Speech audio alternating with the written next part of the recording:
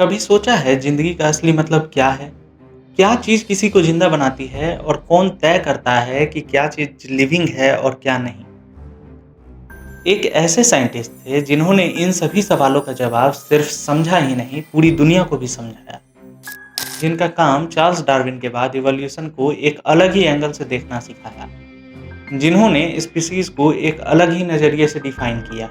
इस वीडियो में हम जानेंगे बायोलॉजिकल स्पीसीज क्या है और कैसे एक जर्मन लड़का हार्वर्ड जाके इवोल्यूशन का देवता बन गया। नमस्कार, मैं हूं सुखवेंद्र कुमार। सुनते रहिए ज्ञान कथनम, क्योंकि ये कहानी है अर्नस्ट मेयर की, जिन्हें हम डार्विन ऑफ 20th सेंचुरी के नाम से भी जानते हैं। 5 जुलाई 1904 जर्मनी के एक छोटे से शहर कैम्पटन में पैदा होता है एक बच्चा, जिसका नाम अर्नस्ट मेयर रखा जाता है। उस समय किसी को भी पता नहीं रहता है कि ये बच्चा आगे चलकर इवोल्यूशन की दुनिया में इतना बड़ा तूफान लाएगा कि बायोलॉजी के हर टेक्स्ट बुक पे इसका नाम हो। बचपन में ही बर्ड्स के पीछे पागल और आंखों में क्वेश्चन, ये बर्ड्स यहाँ कैसे आए और ये माइग्रेट क्यों करते हैं। और इसी जुनून ने उन्हें बना दिया ऑर्निथोलॉजिस्ट, यानी बर्ड्स का साइंटिस्ट जो बर्ड्स पे रिसर्च करते हैं।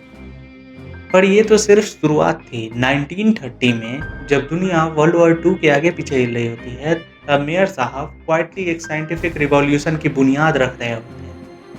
डार्विन ने इवोल्यूशन का सिर्फ आइडिया दिया था, लेकिन मेयर साहब ने इस आइडिया को थ्योरी से रियलिटी में कन्वर्ट कर दिया। उन्होंने पूरी दुनिया को ये बताया कि स्पीसीज का मतलब सिर्फ शक्ल या कलर नहीं होता है, बल्कि वो पॉपुलेशन जो आपस में रिप्रोड्यूस कर सके और बच्चा पैदा कर सके।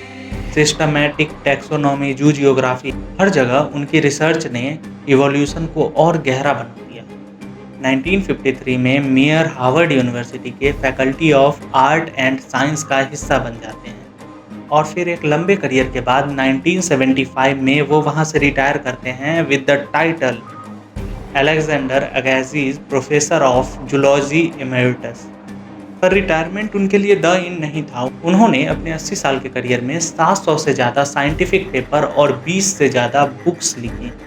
उनका काम इतना इम्पैक्टफुल था कि उन्हें बायोलॉजी का ट्रिपल क्राउन प्राइज़ मिला। 1983 में बेल्जियन प्राइज़ मिला। 1994 में उन्हें इंटरनेशनल प्राइज़ ऑफ बायोलॉजी मिला। 1999 में उन्हें कैरफोर्ड प्राइज़ मिला। 2004 में जब मेयर 100 साल के थे, तब उन्होंने इस धरती से विदा ले लिया।